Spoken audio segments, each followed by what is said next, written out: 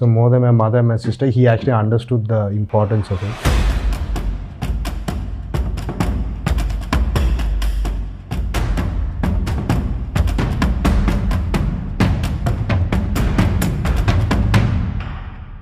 నమస్తే folks, welcome to my channel. Folks, అర్థం చేసుకోకుండా ఎవరిని ఎంచుకోకు, అపార్థం చేసుకొని ఎవరిని దూరం చేసుకోకు. అసలు నేను ఈ మాట చెప్పడానికి గల కారణం దళపతి విజయ్ విడాకుల విషయమే.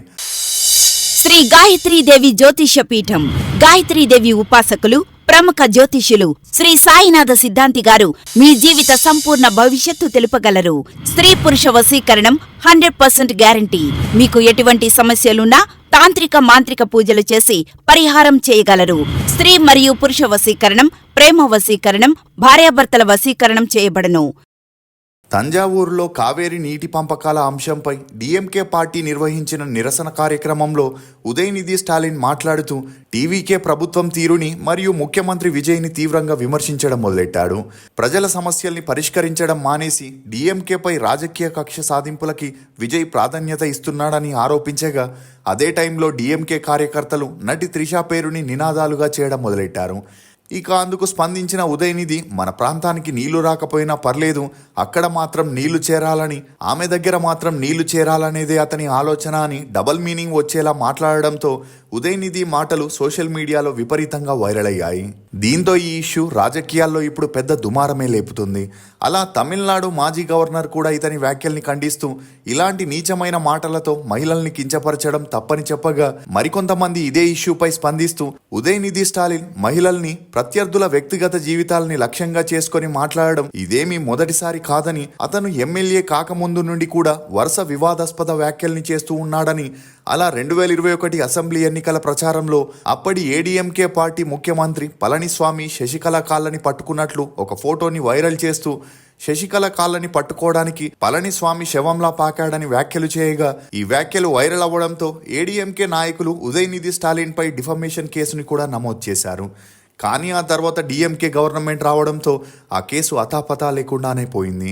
ఇదిలా ఉంటే ఎప్పుడైతే ఉదయనిధి స్టాలిన్ త్రిషపై వ్యాఖ్యలు చేశాడో, ఈ న్యూస్ సీఎం విజయ్ దాకా వెళ్లడంతో అతను ఇమీడియట్గా యాక్షన్ తీసుకొని ఉదయనిధిపై కేసుని నమోదు చేసి మరుసటి రోజే అరెస్ట్ చేపించడంతో అందరూ ఒక్కసారిగా షాక్కి గురవుతూ, విజయ్ త్రిషని సీరియస్గా లవ్ చేస్తున్నాడని, త్వరలోనే పెళ్లి కూడా చేసుకుంటాడని, అందువల్లే త్రిషని ఎవరు ఒక్క మాట అన్నా కూడా వారిని వదిలిపెట్టకుండా కేసులు నమోదు చేసి అరెస్ట్ చేపిస్తున్నాడని, ఉదయనిధి స్టాలిన్ కంటే ముందు 3 ఎమ్మెల్యేలని కూడా అరెస్ట్ చేయడం దీనికి ఉదాహరణ అనే వ్యాఖ్యలు కూడా హల్చల్ అవుతున్నాయి.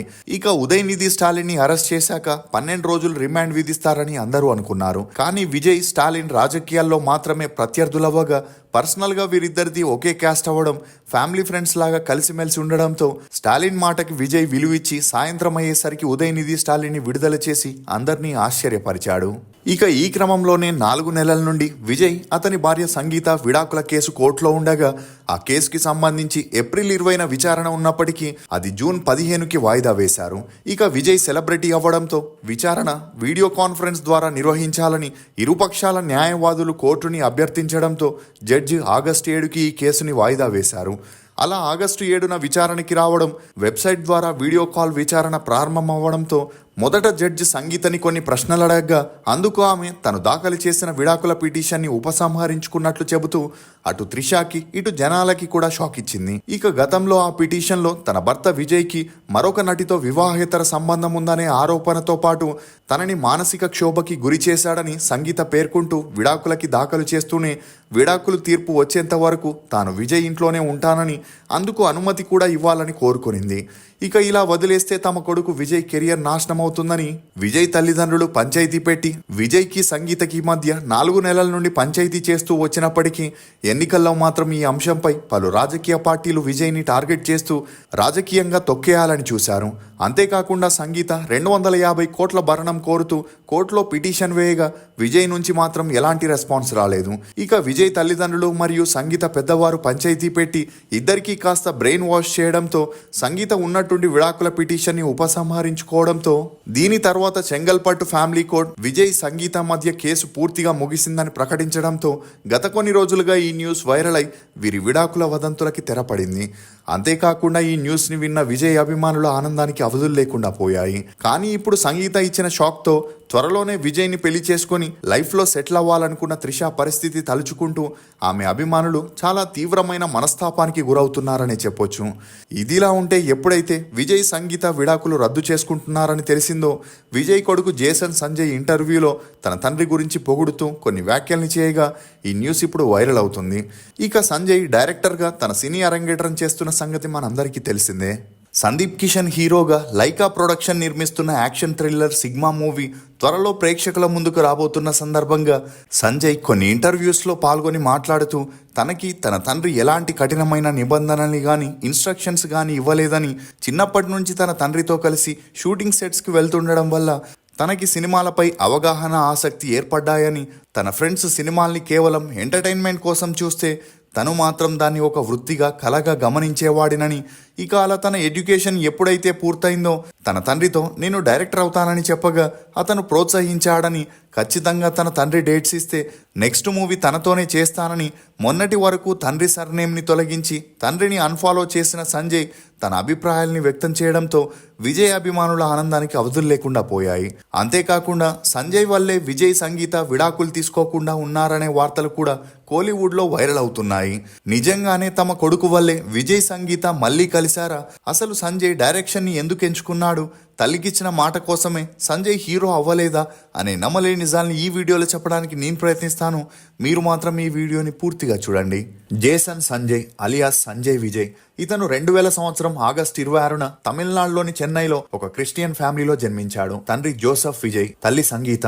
ఇతనికి దివ్య శాషా అనే చెల్లెలు కూడా ఉంది. ఇక సంజయ్ పుట్టేటప్పటికే తన తండ్రి స్టార్ హీరోగా ఉండడంతో చిన్నప్పటి నుండి తన మూవీస్ ని చూసి పెరగగా సంజయ్ కూడా పెద్దయ్యాక తన తండ్రిలాగే హీరో అవ్వాలనుకున్నాడు. అలా తల్లిదండ్రులు కూడా తనకి సపోర్ట్ చేయడంతో 5 ఏళ్ల వయసులోనే డాన్స్, కరాటే, హార్స్ రైడింగ్ ని నేర్చుకొని హీరోకి కావాల్సిన తయారీలో పడ్డారు. ఇక కొడుకు డెడికేషన్ ని చూసిన విజయ్ తను హీరోగా యాక్ట్ చేసి అనుష్క శెట్టి హీరోయిన్ గా చేసిన వేటే కారణ్ అనే మూవీలో తన కొడుకుతో ఒక సాంగ్ లో యాక్ట్ చేపించగా తండ్రి కొడుకుల డాన్స్ చూసి నెటిజన్లు అభిమానులు ఫిదా అయ్యారు. ఇక అలా సంజయ్ తండ్రి కంటే మంచి డాన్సర్, యాక్టర్ అవుతాడని అందరూ అనుకున్నారు. ఇదిలా ఉంటే సంజయ్ తన స్కూలింగ్ ని చెన్నైలోని అమెరికన్ ఇంటర్నేషనల్ స్కూల్లో చదివాడు. చదువుల్లో చురుగ్గా ఉన్న సంజయ్ ఇంటర్ చదివే వరకు తను హీరో అవ్వాలనుకున్నా ఎప్పుడైతే మీడియాలో తన తండ్రి పేరు త్రిషాతో గట్టిగా వినిపించడం మొదలైందో అప్పటి నుండి తల్లి పడే బాధని చూసి చలించిపోయి మానసికంగా కృంగిపోయాడు. ఈ సమయంలోనే తనకి సంగీత సినిమాల్లో యాక్టింగ్ తప్ప ఏ క్రాఫ్ట్ నైనా ఎంచుకోమని, యాక్టింగ్ లోకి వెళితే ఎలాంటి వారైనా మారిపోతారని చెప్పగా తల్లి ఆశ ప్రకారం సంజయ్ డైరెక్టర్ అవ్వాలని డిసైడ్ అయ్యాడు. కానీ విజయ్ కి మాత్రం తన సినీ వారసుడిగా కొడుకుని తీసుకురావాలనుకున్న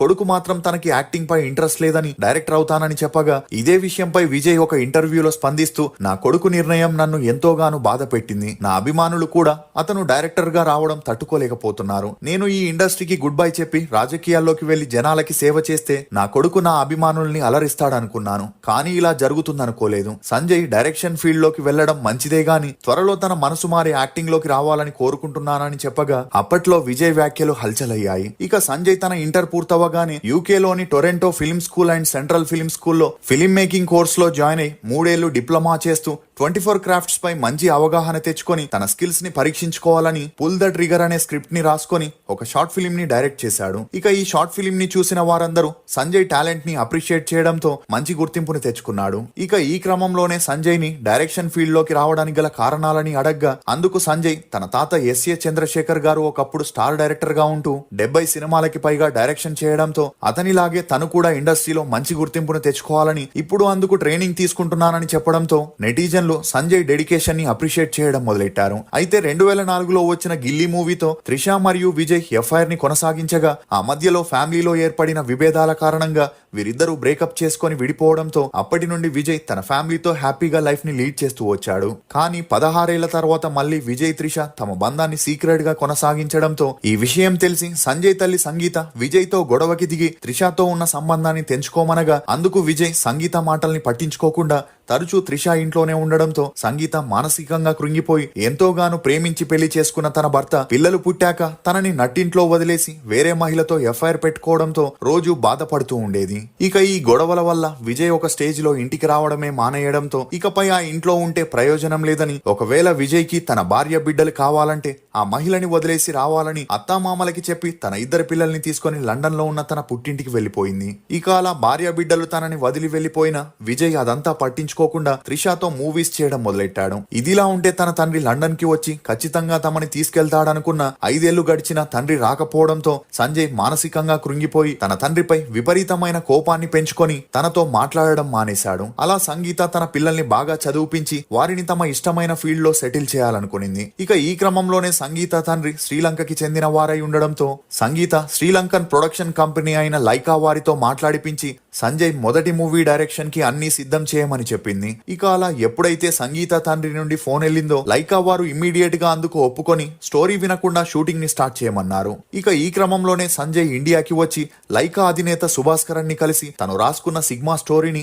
అతనికి ఎక్స్ప్లెయిన్ చేయగా సుభాస్కరన్ ఇమ్మీడియట్ గా సంజయ్ తో అగ్రిమెంట్ చేసి ఒక ప్రెస్ మీట్ ని పెట్టాడు. అలా సుభాస్కరన్ మాట్లాడుతూ సరికొత్త ఆలోచనలతో ఉన్న యంగ్ టాలెంటెడ్ పర్సన్ ఎప్పుడూ గేమ్ చేంజర్ గా ఉంటారని లైకా ప్రొడక్షన్ నమ్ముతుందని, సంజయ్ మా బ్యానర్ లో నెక్స్ట్ ప్రాజెక్ట్ చేయబోతున్నాడనే విషయాన్ని తెలియజేయడానికి తనకి చాలా సంతోషంగా ఉందని, తాను చెప్పిన మూవీ స్టోరీ బాగా నచ్చిందని, అతనికి సినిమా నిర్మాణంపై పూర్తిగా అవగాహన ఉందని, ఖచ్చితంగా మేకర్స్ కి ఇది ఉండాల్సిన లక్షణం అని చెప్పుకొచ్చారు. ఇక అలా సంజయ్ కూడా మాట్లాడుతూ తన తొలి సినిమా లైకా ప్రొడక్షన్ లాంటి అగ్ర నిర్మాణ సంస్థలో చేయబోతున్నాడని, అందుకు తను ఎంతో గౌరవంగా భావిస్తున్నాడని, తను టొరంటో ఫిలిం స్కూల్లో 3 ఏళ్లు డిప్లొమాని, లండన్ లో స్క్రిప్ట్ రైటింగ్ కోసం 2 ఏళ్లు ఫాస్ట్ ట్రాకింగ్ కోర్స్ తో పాటు 3 ఏళ్లు BA హానర్స్ ని కంప్లీట్ చేశారని చెప్పడంతో ఇది విన్న విజయ్ అభిమానులు సైలెంట్ గా ఇన్ని కోర్సులు చేసి భలే షాక్ ఇచ్చాడంటూ కమెంట్స్ పెట్టడం మొదలెట్టారు. అలా మొదటగా సిగ్మా స్టోరీని కమల్ హాసన్ తో చేయాలని తనకి స్టోరీ చెప్పగా అది కమల్ హాసన్ కి బాగా నచ్చడంతో మొదట గ్రీన్ సిగ్నల్ ఇచ్చిన ఆ తర్వాత ఇమ్మీడియట్ గా కల్కి మూవీ షూటింగ్ దగ్గర పడడంతో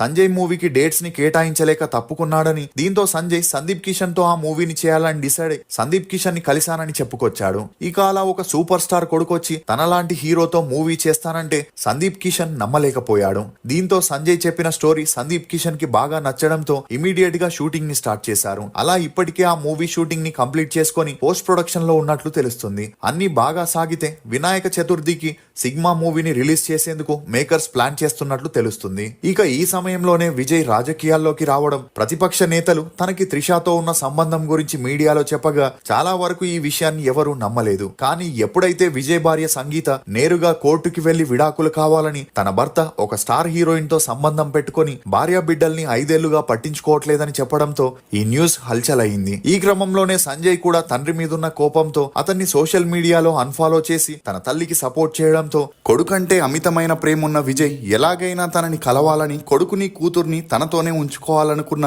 సంజయ్ మాత్రం తన తల్లి ఎక్కడుంటే అక్కడే తను తన చెల్లి ఉంటామని, మేము కావాలనుకుంటే మాతోనే ఉండాలని కరాఖండిగా చెప్పగా ఈ మధ్యలో పెద్దలంతా పంచాయతీ పెట్టి విజయ్కి సంగీతకి నచ్చజెప్పడంతో వీరిద్దరూ విడాకుల్ని క్యాన్సిల్ చేసుకొని ఒకటవబోతున్నట్లు సమాచారం.